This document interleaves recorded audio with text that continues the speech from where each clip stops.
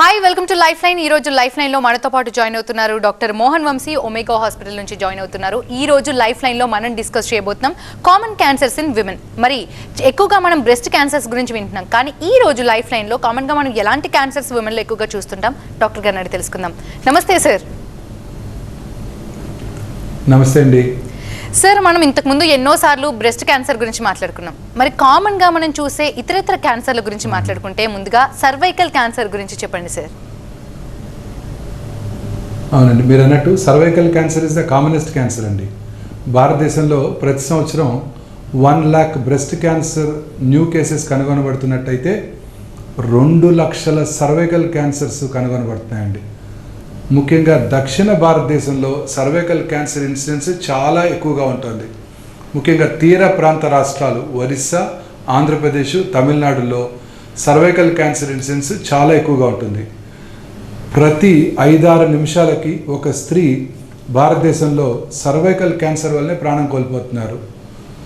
So అన్నిటికన్నా అత్యధికంగా కనబడే క్యాన్సర్, మీరు ఒక క్యాన్సర్ అని అడిగితే పురుషుల్లోనూ స్త్రీలలోనూ కలిపి కూడా సర్వైకల్ క్యాన్సరే చాలా కామన్గా కనబడుతుంటుందండి. డాక్టర్, సర్వైకల్ క్యాన్సర్కి సిమ్టమ్స్ ఏ విధంగా ఉంటాయి సార్? ఎలాంటి సిమ్టమ్స్ కనిపించినప్పుడు డయాగ్నోస్ చేయొచ్చు అంటారు? యూటరైన్ సర్వైకల్ క్యాన్సర్ సిమ్టమ్స్ చాలా వేగ్గా ఉంటాయి. మోస్ట్లీ వైట్ డిశ్చార్జ్ ఉంటుంది వాళ్ళకి. ఆ వైట్ డిశ్చార్జ్ చాలామంది స్త్రీల్లో చాలాసార్లు ఉంటుంది డ్యూరింగ్ ద రిప్రొడక్టివ్ పీరియడ్. అందువలన చాలామంది స్త్రీలు దీన్ని నెగ్లెక్ట్ చేస్తుంటారు. అలాగే వైట్ డిశ్చార్జ్తో పాటు బ్లడీ డిశ్చార్జ్ కూడా ఉంటుంది. ఇంటర్మెన్స్ట్రల్ బ్లీడింగ్ అంటే పీరియడ్స్ మధ్యలో బ్లీడింగ్ రావటం, పోస్ట్ కాయిటల్ బ్లీడింగు, ఆ లో grade lower abdominal pain, pelvic pain అంటాము. ఇవన్నీ కూడా ఈ సర్వైకల్ క్యాన్సర్ లక్షణాలు. ప్రతి స్త్రీ కూడా ఇలాంటి లక్షణాలు ఏమైనా ఉంటే వెంటనే వారి దగ్గరలో ఉన్న వారి ఫ్యామిలీ ఫిజిషియన్ని కలిసి క్లినికల్ ఎగ్జామినేషన్ చేయించుకోవడం ద్వారా ఈజీగా ఈ సర్వైకల్ క్యాన్సర్ని గుర్తించవచ్చు. డాక్టర్, మెయిన్గా మోస్ట్లీ స్త్రీలందరూ కూడా ఈ సిమ్టమ్స్ కంటిన్యూ చేయండి సార్. మెయిన్గా క్వశ్చన్, మోస్ట్లీ మనం ఈ సర్వైకల్ క్యాన్సర్ లక్షణాలన్నీ కూడా స్త్రీలు ఇవన్నీ మేజర్గా పెయిన్ అవి కలిగించవు. అందువల్ల చాలామంది డాక్టర్ అటెన్షన్ తీసుకువెళ్ళడానికి డిలే చేస్తుంటారు. అందుకే చాలాసార్లు లేట్ స్టేజెస్లోనే ఈ సర్వైకల్ క్యాన్సర్స్ కనుక్కోవడం జరుగుతుంటుంది. ఈ సర్వైకల్ క్యాన్సర్కి రిస్క్ ఫ్యాక్టర్స్ కూడా ఉన్నాయి. ఉదాహరణకి లోవర్ ఎకనామిక్ స్ట్రేటా, అంటే వాళ్ళ పువర్ హైజీన్, అంటే డ్యూరింగ్ మెన్స్ట్రల్ సైకిల్స్ శుభ్రత పాటించకపోయినట్టయితే వారిలో సర్వైకల్ క్యాన్సర్ వచ్చే అవకాశాలు ఎక్కువగా ఉంటాయి. అలాగే పిల్లలు ఎక్కువగా ఉన్న వాళ్ళలోనూ, అర్లీగా మ్యారేజ్ చేసుకున్న వాళ్ళలోనూ, మల్టిపుల్ సెక్షువల్ పార్ట్నర్స్ ఉన్న వాళ్ళలోనూ ఈ సర్వైకల్ క్యాన్సర్స్ ఎక్కువగా కనబడుతుంటాయి. అలాగే కోస్టల్ ఏరియాస్లో హ్యూమిడ్ ఎన్విరాన్మెంట్లో ఈ వైరస్ ఎక్కువగా వ్యాప్తి చెంది cervical cancer, human papillomatous virus అంటాం, సర్వైకల్ క్యాన్సర్ అవడానికి అవకాశాలు ఉంటాయి. The most important etiological agent for cervical cancer is human papillomatous virus. ఈ హ్యూమన్ పాపులోమాటస్ వైరస్ ఇన్ఫెక్షను తీర ప్రాంతాల్లో, ముఖ్యంగా టైప్ 16, టైప్ 18 ఈ హ్యూమిడ్ ఎన్విరాన్మెంట్లో ఎక్కువగా వ్యాప్తి చెంది సర్వైకల్ క్యాన్సర్ రావడానికి దోహదం చేస్తుంది అనమాట. ఈ cervical human papillomatous virus infection రాకుండా ఉండటానికి వ్యాక్సిన్ కూడా కనుగొనబడింది. భారతదేశంలో అత్యంత తక్కువ ధరలో అందుబాటులోకి తేవటం జరిగింది. అయినప్పటికీ కూడా ప్రజల్లో ఉన్న అనేక మిస్కన్సెప్షన్స్ వల్ల ఈ వ్యాక్సిన్ తీసుకోకపోవడంతో సర్వైకల్ క్యాన్సర్ ఇన్సిడెన్స్ చాలా ర్యాపిడ్గా పెరిగిపోతుంది. ICMR వారి అంచనా ప్రకారం బై 2025 అంటే నెక్స్ట్ 3 yearsలో ప్రతి సంవత్సరం 2.5 లక్షల సర్వైకల్ క్యాన్సర్ కేసెస్ భారతదేశంలో డయాగ్నోస్ చేయబడతాయని వారి అంచనా. అందులో 3/4 సౌత్ ఇండియాలోనే ఉండబోతున్నాయి. ముఖ్యంగా ఈ 3 రాష్ట్రాల్లో ఒరిస్సా, తమిళనాడు, ఆంధ్రప్రదేశ్. అందుకే మన ఆడపిల్లలందరికీ కూడా ఫస్ట్ 10 years రాగానే వాళ్ళందరికీ కూడా వాళ్ళకు సెల్ ఫోనో లేకపోతే ఇంకేదో గిఫ్ట్ ఇచ్చే బదులు ఈ సర్వైకల్ క్యాన్సర్ కనుక వ్యాక్సిన్ కనుక మనం గిఫ్ట్ ఇచ్చినట్టయితే వారికి పూర్తిగా ఈ సర్వైకల్ క్యాన్సర్ రాకుండా చేయడానికి అవకాశం ఉంది. మనం ఎలాగైతే పోలియోని ఎరాడికేట్ చేసామో, ఎలాగైతే స్మాల్ పాక్స్ని ఎరాడికేట్ చేసామో, అలాగా భారతదేశంలో అత్యధికంగా కనబడే ఈ సర్వైకల్ క్యాన్సర్ని పూర్తిగా మనం ప్రివెంట్ చేయడానికి అవకాశం ఏర్పడుతుంది. దీనిని ప్రైమరీ ప్రివెన్షన్ అంటారు. దీంతోపాటు సెకండరీ ప్రివెన్షన్ కూడా అందుబాటులో ఉంది. అంటే స్త్రీలందరూ కూడా ఇప్పుడు మిగతా క్యాన్సర్లకి స్క్రీనింగ్ చేయించుకోవడం ద్వారా క్యాన్సర్ని ముందు దశలో కనిపెట్టవచ్చు. కానీ ఈ సర్వైకల్ క్యాన్సర్ స్పెషాలిటీ ఏంటంటే ముందుగా స్క్రీనింగ్ చేయించుకోవడం ద్వారా క్యాన్సర్ రాకుండా చేయవచ్చు. ఇక్కడ ఈ సర్వైకల్ క్యాన్సర్కి ఒక స్పెషల్ ప్రాపర్టీ ఉంది. అదేంటంటే క్యాన్సర్ రావడానికి ముందుగానే వారిలో చేంజెస్ కనబడతాయి. సో ప్రతి సంవత్సరం ముఖ్యంగా పీరియడ్స్ మ్యారేజ్ అయిపోయిన తర్వాత ప్రతి సంవత్సరం ఒకసారి క్లినికల్ ఎగ్జామినేషను, అలాగే simple Pap smear test, cheap test అనమాట, ఎకనామికల్గా అందుబాటులో ఉంది. వారి ఓన్ లేడీ డాక్టర్స్ వాళ్ళ ఆఫీస్లో ఈ టెస్ట్ చేయగలుగుతారు. ఈ టెస్ట్ చేయించుకున్నట్టయితే క్యాన్సర్ రావటాన్ని ముందుగా పసిగట్టి దాన్ని పూర్తిగా నిరోధించడానికి అవకాశం ఉంది. Secondary prevention. సో స్త్రీలందరూ కూడా రెగ్యులర్గా ఒక సంవత్సరానికి ఒకసారి వారి ఫ్యామిలీ ఫిజిషియన్ కలిసి అట్లీస్ట్ ఫస్ట్ 3 years ముందుగా సంవత్సరానికి ఒకసారి చేయించుకొని ఆ తర్వాత సిమ్టమ్స్ ఏమీ లేనట్టయితే వన్స్ ఇన్ 3 years ఈ సర్వైకల్ ఎగ్జామినేషన్ చేయించుకోవడం ద్వారా వారి ఫ్యామిలీ ఫిజిషియన్తో చాలా ఈజీగా ఈ క్యాన్సర్ రావటాన్ని మనం గుర్తించవచ్చు, నిరోధించవచ్చు, క్యాన్సర్ని ప్రివెంట్ చేయవచ్చు. డాక్టర్, మరి ఒవేరియన్ క్యాన్సర్ విషయానికి వస్తే దీని సిమ్టమ్స్ ఏ విధంగా ఉంటాయి? ఇది రావడానికి మెయిన్ రీజన్స్ ఏమనుకోవచ్చు సార్? సర్వైకల్ క్యాన్సర్లో ఇంకొక ఇంపార్టెంట్ థింగ్, సర్వైకల్ క్యాన్సర్ని కనుక ముందుగా గుర్తించినట్టయితే, క్యాన్సర్ రావటాన్ని ముందుగా గుర్తించినట్టయితే సర్జరీ చేయడం ద్వారా మనం దాన్ని పూర్తిగా క్యూర్ చేయవచ్చు. ఈ మధ్యకాలంలో ఈ సర్జరీస్ అన్నీ కూడా లాప్రోస్కోపిక్ పద్ధతిలో, మినిమల్లీ ఇన్వేసివ్ పద్ధతిలో, పెద్దగా కోత కూడా లేకుండా మనం ఆపరేషన్ చేయడం జరుగుతుంది. ఇలా చేయడం ద్వారా 3 to 4 daysలోనే పేషెంట్స్ తొందరగా రికవర్ అయిపోయి పూర్తిగా క్యూర్ అయిపోవడానికి కూడా అవకాశం ఉంటుంది. లేట్ స్టేజ్లో సర్వైకల్ క్యాన్సర్ని గుర్తించినప్పటికీ కూడా కీమో రేడియేషన్ పద్ధతుల ద్వారా, new volumetric modulated arc therapy ద్వారా వారికి మంచి రేడియేషన్ అందించి ఈవెన్ లేట్ స్టేజెస్లో కూడా వీళ్ళని క్యూర్ చేయడానికి మంచి అవకాశం ఉంటుంది. ఇక ఒవేరియన్ క్యాన్సర్ విషయానికి వస్తే, ovarian cancer is a silent killer. లోపల పెరుగుతూ ఉంటుంది పొట్టలో, ఎటువంటి సిమ్టమ్స్ని కూడా కలిగించదు. అది ఒవేరియన్ క్యాన్సర్ మెయిన్ ప్రాబ్లం అనమాట. చాలామంది ఈ ఒవేరియన్ క్యాన్సర్ పేషెంట్స్ లేట్ స్టేజెస్లోనే డాక్టర్ దగ్గరికి వస్తుంటారు. ముఖ్యంగా ఇది people belonging to upper state of the society, high income గ్రూప్స్లో ఎక్కువగా చూస్తుంటాము, పోస్ట్ మెనోపాజల్ ఏజ్ గ్రూప్లో ఎక్కువగా చూస్తుంటాము ఈ ఒవేరియన్ క్యాన్సర్. ఈ ఒవేరియన్ క్యాన్సర్కి జనరల్గా లక్షణాలు ఏవి ఉండవు, అన్లెస్ రిస్క్ ఫ్యాక్టర్స్ ఉన్నవాళ్ళు, అంటే ఒవేరియన్ క్యాన్సర్స్కి రిస్క్ ఫ్యాక్టర్స్ ఉన్నాయి. అంటే ఉదాహరణకి family history of ovarian cancer ఉన్నవాళ్ళు, అంటే ఇది హెరిడిటరీ కాదు, ఫ్యామిలీలో కనుక ఒవేరియన్ క్యాన్సర్ ఉన్నట్టయితే వాళ్ళలో ఈ ఒవేరియన్ క్యాన్సర్ వచ్చే అవకాశాలు కొంచెం ఎక్కువగా ఉంటాయి సాధారణ ప్రజానికంతో కంపేర్ చేసినట్టయితే. అలాగే previous history of breast cancer ఉన్న వాళ్ళలోనూ, ఒబీస్ ఉమెన్లోను, స్మోక్ చేసే ఉమెన్లోను, ఆల్కహాల్ కన్జ్యూమ్ చేసే ఉమెన్లోను కూడా ఈ ఒవేరియన్ క్యాన్సర్ ఎక్కువగా చూస్తుంటాం. ఈ ఒవేరియన్ క్యాన్సరు ఎటువంటి సిమ్టమ్స్ కలగజేయదు కాబట్టి జనరల్గా లేట్ స్టేజెస్లోనే ఈ ఒవేరియన్ క్యాన్సర్ని డయాగ్నోస్ చేయబడతాయి అన్నమాట. ఒవేరియన్ క్యాన్సర్తో మెయిన్ ప్రాబ్లం ఏంటంటే ఇది పొట్టలో వరకే పాకిపోతూ ఉంటుంది అండ్ వాటర్ కలిగిస్తుంది. చాలామంది ఇలా లేట్ స్టేజెస్లోనే పొట్ట ఊపిపోయి లోపల అబ్డామినల్ క్యావిటీలో వాటర్తో డాక్టర్ దగ్గరికి రావడం జరుగుతూ ఉంటుంది. బట్ అయినప్పటికీ కూడా ఆందోళన పడాల్సిన అవసరం లేదు. చాలా వరకు ఈ ఒవేరియన్ క్యాన్సర్స్ని లేట్ స్టేజ్లో కనుక్కున్నప్పటికీ కూడా మనం క్యూర్ చేయడానికి అవకాశం ఉంది. ఎలా అంటే ఈ ఒవేరియన్ క్యాన్సర్ని డయాగ్నోస్ చేయడానికి ఈ వాటర్ని తీసి కొంచెం టెస్ట్కి పంపించి చెక్ చేసుకోవటం, అలాగే బయాప్సీ చేయడం ద్వారా ఒమెంటల్ బయాప్సీ కానీ లేదా సాలిడ్ ఒవేరియన్ ట్యూమర్ నుంచి బయాప్సీ చేయడం ద్వారా కానీ ఒవేరియన్ క్యాన్సర్ని మనం ఈజీగా గుర్తించగలం.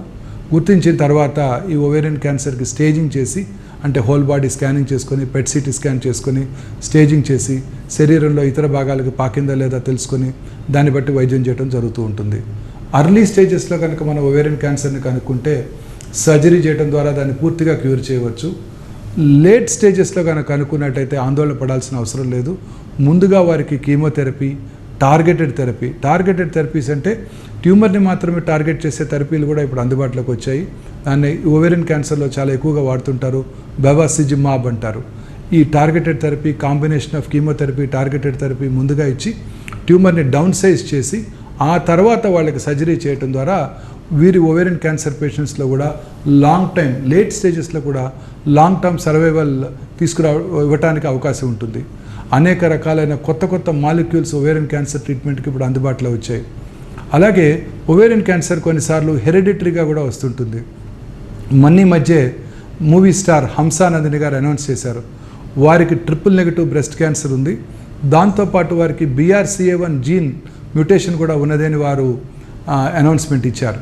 ఆ BRCA1 జీన్ మ్యూటేషన్ అనేది వెరీ ఇంపార్టెంట్. 2 జీన్స్ ఉంటాయి, BRCA1, BRCA2. దీనిని hereditary breast ovarian cancer syndrome అంటారు. మనందరికీ కూడా ఒక important Hollywood movie artist Angelina Jolie, వారి తల్లి గారికి ట్రిపుల్-నెగటివ్ బ్రెస్ట్ క్యాన్సర్ ఉందని తెలుసుకొని వారు ముందుగానే BRCA1, BRCA2 టెస్ట్ చేయించుకొని వారికి అది 2 పాజిటివ్ ఉండటంతో 100% బ్రెస్ట్ క్యాన్సర్ వస్తుంది, అలాగే 60% ఒవేరియన్ క్యాన్సర్ రిస్క్ ఉందని తెలుసుకొని 2 బ్రెస్ట్లు 2 ఓవరీసు క్యాన్సర్ రాకముందే తీయించేసుకున్నారు. దీన్ని రిస్క్ రిడక్షన్ సర్జరీస్ అంటారు. 2011లోనే వారి ట్రీట్మెంట్ తీసుకోవడం జరిగింది. అలాగే హంసానందిని గారికి BRCA1 మ్యూటేషన్ మాత్రమే ఉంది, వారికి 70% opposite side breast cancer, about 30 to 40% ovarian cancer వచ్చే అవకాశం ఉంటుందన్నమాట. సో ఈ BRCA1, BRCA2 జెనెటిక్ మ్యూటేషన్ కూడా ప్రతి ఒవేరియన్ క్యాన్సర్ పేషెంట్కి మనం చెక్ చేయించుకోవడం ద్వారా వారికి బ్రెస్ట్ క్యాన్సర్ వచ్చే అవకాశాలు ఎంత ఉంటాయో తెలుస్తుంది. ఇదే కాకుండా దీనికి ట్రీట్మెంట్ మీద కూడా మనకి మంచి ట్రీట్మెంట్స్ ఇవ్వడానికి కూడా దోహదం చేస్తుంది. ఈ BRCA1, BRCA2 positive ovarian cancer పేషెంట్స్లో సర్జరీ తర్వాత కీమోథెరపీ, టార్గెటెడ్ థెరపీ కంప్లీట్ చేశాక ఒక సింగిల్ డ్రగ్, దాన్ని ఓలాపారిబ్ అంటారు, ఓలాపారిబ్, ఆ డ్రగ్ ఇవ్వటం ద్వారా ఈ క్యాన్సర్ని లేట్ స్టేజ్లో క్యాన్సర్ వచ్చినా కూడా తిరిగి రాకుండా చేయడానికి, కొన్నిసార్లు లేట్గా డయాగ్నోస్ చేసిన ఆ సింపుల్ ట్యాబ్లెట్ ఇంటి దగ్గరే వేసుకోవడం ద్వారా ఈ ఒవేరియన్ క్యాన్సర్ తిరిగి రాకుండా చేసుకోవడానికి, కంట్రోల్ చేసుకోవడానికి కూడా అవకాశం ఉంటుంది. సో ఇలా కీమోథెరపీ, టార్గెటెడ్ థెరపీ, అలాగే ఈ BRCA1, BRCA2 పాజిటివ్ పేషెంట్స్లో ఈ స్మాల్ మాలిక్యూల్స్ TKIs అంటారు, ఈ ఓలాపారిబ్ ఇవ్వటం ద్వారా ఈ క్యాన్సర్ని మనం కంట్రోల్ చేసుకోవడానికి అవకాశం ఉంటుంది. అలాగే సర్జరీ చేసేటప్పుడు కూడా ఈ ఓవేరియన్ క్యాన్సర్ పేషెంట్స్కి ఇంతకుముందు పెద్దగా కోత కోసి సర్జరీ చేయడం జరిగేది. ఇప్పుడు ఇవన్నీ కూడా మినిమల్లీ ఇన్వేసివ్ పద్ధతిలో, కీహోల్ పద్ధతిలో చేస్తున్నాము. ఈ కీహోల్ పద్ధతిలో చేసినప్పుడు హై డెఫినిషన్ ఇమేజ్ 1 కెమెరాస్ని మన అబ్డామిన్లో ప్లేస్ చేసినప్పుడు, ముఖ్యంగా ఇప్పుడు 3D కెమెరాస్ కూడా అందుబాటులోకి వచ్చాయి.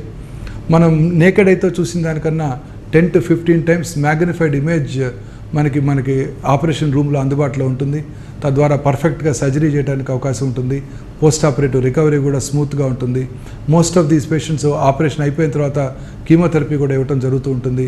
అందువలన ఎటువంటి కోత లేకుండా ఆపరేషన్ చేసినట్టయితే, చిన్న స్కార్స్తోనే ఆపరేషన్ చేసినట్టయితే chemotherapy related complications, post operative surgical complications కూడా అవాయిడ్ చేయడానికి అవకాశం ఉంటుంది. డాక్టర్ మరి సర్వైకల్ క్యాన్సర్ గురించి మాట్లాడుకున్నాం, అలాగే ఇప్పుడు ఓవేరియన్ క్యాన్సర్ గురించి కూడా మాట్లాడుకున్నాం, మరి యూటరైన్ క్యాన్సర్ గురించి మాట్లాడుకున్నాం సార్. యూట్రస్లో 2 పార్ట్స్ ఉంటాయండి, uterine body, uterine cervix. Cervix is the commonest cancer, మనం ఆల్రెడీ డిస్కస్ చేసాము. బాడీ క్యాన్సర్స్ కూడా, అంటే బాడీ అంటే అప్పర్ పార్ట్లో అనమాట, బాడీ క్యాన్సర్స్ కూడా చాలా కామన్గా చూస్తుంటామండి. బాడీ క్యాన్సర్స్ జనరల్గా ఎల్డర్లీ పీపుల్లో వస్తాయన్నమాట. పోస్ట్ మెనోపాజల్ ఉమెన్లో చాలా కామన్గా చూస్తుంటాం. పోస్ట్ మెనోపాజల్ ఉమెన్లో ఎవరికైనా బ్లీడింగ్ కనుక వచ్చినట్టయితే ఫస్ట్ థింగ్ మనము ఈ యూట్రైన్ క్యాన్సర్ గురించి ఆలోచించాల్సి ఉంటుంది అనమాట. యూట్రైన్ బాడీ క్యాన్సర్ గురించి ఆలోచించాల్సి ఉంటుంది. So uterine body cancer commonest symptom post menopausal bleeding. Premenopausal age గ్రూప్లో కూడా ఈ క్యాన్సర్స్ వచ్చే అవకాశాలు ఎక్కువగా ఉంటాయి. ప్రీమెనోపాజల్ గ్రూప్లో క్యాన్సర్స్ కనబడుతుంటాయి, బట్ పోస్ట్ మెనోపాజల్ ఉమెన్లో చాలా ఎక్కువగా కనబడుతుంటాయి అన్నమాట. యూట్రైన్ బాడీ క్యాన్సర్ లక్షణాలు ఎలా ఉంటాయంటే, పీరియడ్స్ టైంలో ఎక్కువగా బ్లీడ్ అవటం, ఇంటర్మెన్స్ట్రల్ బ్లీడింగ్ అంటే పీరియడ్స్కి మధ్యలో బ్లీడింగ్ అవటం, పోస్ట్ మెనోపాజల్ బ్లీడింగ్ రావటం, పీరియడ్స్ టైంలో పెయిన్ ఉండటం, ఇవన్నీ కూడా యూట్రైన్ బాడీ క్యాన్సర్ లక్షణాలు. జనరల్గా యూట్రైన్ బాడీ క్యాన్సర్స్ అన్నీ కూడాను హయ్యర్ ఇన్కమ్ గ్రూప్ ఉమెన్లోనే ఎక్కువగా చూస్తుంటాము. అలాగే ఒబీస్ ఉమెన్లోను, ఫ్యాటీ డైట్ ఎక్కువ తీసుకునే వాళ్ళలోనూ ఈ యూట్రైన్ క్యాన్సర్ ఎక్కువగా కనబడుతూ ఉంటుంది. అలాగే స్మోక్ చేసే వాళ్ళలోనూ, ఆల్కహాల్ తాగే వాళ్ళలో కూడా యూట్రైన్ క్యాన్సర్ ఎక్కువగా కనబడుతూ ఉంటుంది. ఒబీస్, డయాబెటిక్స్, హైపర్ టెన్సివ్స్లో ఈ ఎండోమెట్రియల్ క్యాన్సర్ అంటే యూట్రైన్ బాడీ క్యాన్సర్స్ చాలా ఎక్కువగా చూస్తుంటాం అన్నమాట. సో ఈ యూట్రైన్ బాడీ క్యాన్సర్స్ అందరూ కూడా జనరల్గా బ్రెస్ట్ క్యాన్సర్ వచ్చిన వాళ్ళలో కూడా యూట్రైన్ బాడీ క్యాన్సర్ వచ్చే అవకాశాలు 3 రెట్లు ఎక్కువగా ఉంటుంటాయి. విజవర్సా యూట్రైన్ బాడీ క్యాన్సర్ వచ్చిన వాళ్ళలోనూ ఒవేరియన్ క్యాన్సర్ వచ్చిన వాళ్ళలోనూ బ్రెస్ట్ క్యాన్సర్ వచ్చే అవకాశాలు కూడా 3 రెట్లు ఎక్కువగా ఉంటాయి. సో యూట్రైన్ బాడీ క్యాన్సర్స్ని మనం చాలా ఈజీగా ఐడెంటిఫై చేయవచ్చు. కానీ స్త్రీలు ఈ most important symptom post menopausal bleeding అనే సిమ్టమ్ని నెగ్లెక్ట్ చేస్తుంటారు. మామూలుగా అవుతూ ఉంటాయి. అని నెగ్లెక్ట్ చేయడం వల్ల చాలామంది లేట్ స్టేజెస్లోనే ఈ క్యాన్సర్ని కనుక్కోవడం జరుగుతూ ఉంటుంది.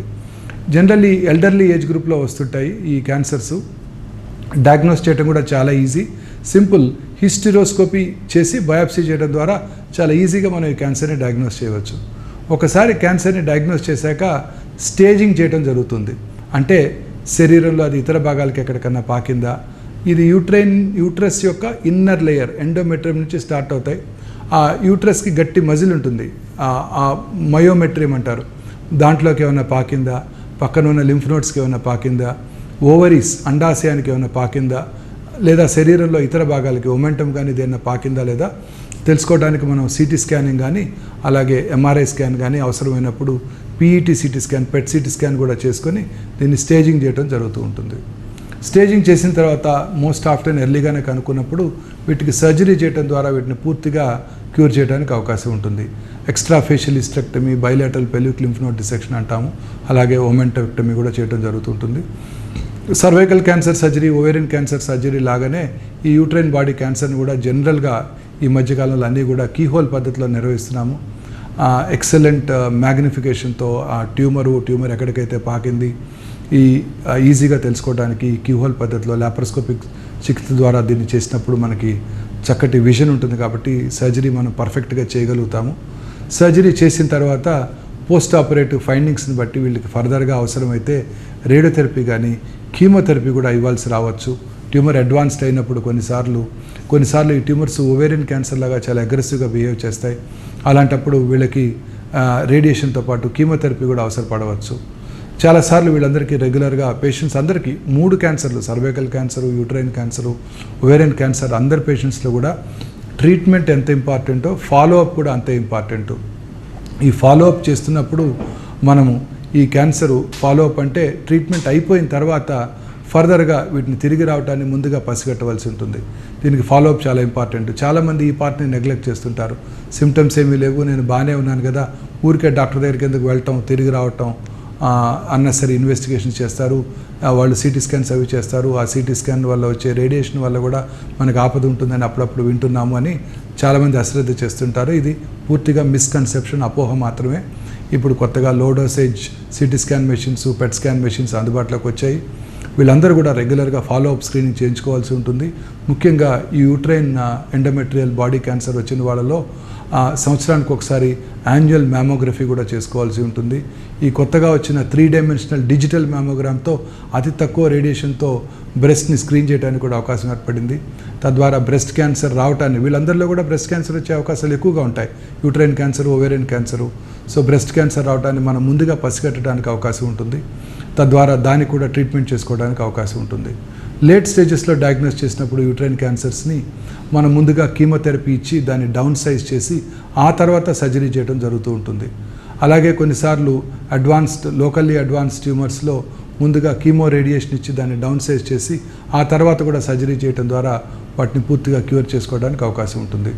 సో బేసికలీ అన్ని క్యాన్సర్స్ కూడా క్యాన్సర్ ట్రీట్మెంట్లో most important team approach. Surgical oncologist, medical oncologist, radiation oncologist, pathologist is the key person అనమాట. ఎందుకంటే కరెక్ట్ ట్యూమర్ టైప్ వారే మనకి చెప్తారు. అది ఏ రకమైన ట్రీట్మెంట్ లొంగుతుందో కూడా ట్యూమర్ టైప్ని బట్టి ఆధారపడి ఉంటుంది. అలాగే రేడియాలజిస్ట్, ట్యూమర్ ఆపరబుల్లా కాదా, ఓవేరియన్ క్యాన్సరు లేదా గర్భసంచి ముఖద్వార క్యాన్సరు శరీరంలో ఎక్కడికైనా పాకిందా లేదా అనేది ఎంఆర్ఐ స్కాను, సిటీ స్కాన్ని రేడియాలజిస్ట్ ఇన్పుట్స్ తీసుకొని మనం ట్రీట్మెంట్ ప్లాన్ని డిజైన్ చేయడం జరుగుతుంటుంది. అలాగే with the advent of PET CT scan, ఈ న్యూక్లియర్ మెడిసిన్ డిపార్ట్మెంటు చాలా క్యాన్సర్స్కి ఇప్పుడు పెట్ సిటీ స్కాన్ చేస్తున్నాము. దీంట్లో nuclear medicine specialist very important. వారు మనకి గైడ్ చేస్తారు ఈ ట్యూమర్ ఏ స్టేజ్లో ఉంది.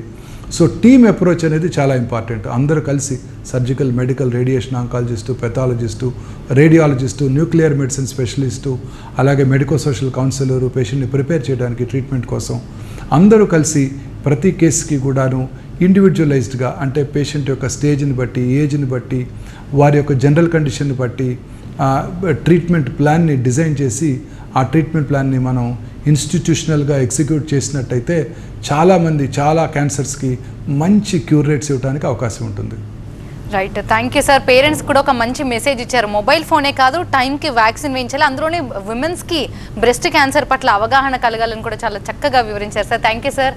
ఇది వాటి లైఫ్ లైన్. చూస్తూనే ఉండండి TV9. Thank you very much.